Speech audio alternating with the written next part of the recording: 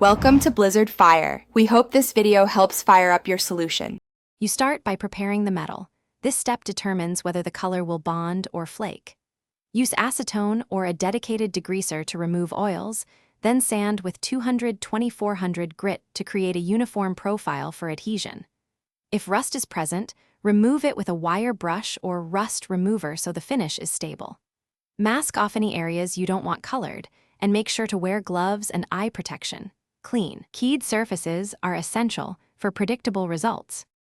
Once the surface is prepared, choose your coloring method and follow its sequence precisely.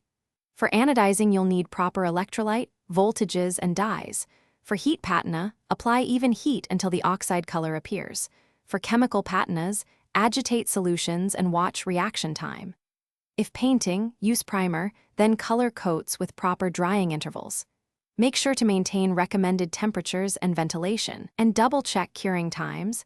Consistent technique yields even coloration and durable finishes, so don't rush the middle steps. To finish, seal the colored metal to protect the effect. Use a clear coat, lacquer, or an appropriate sealing bath depending on your method. Apply in thin, even layers and allow full cure. Once sealed, test adhesion with a tape pull. If color lifts, resand the affected area and repeat the process.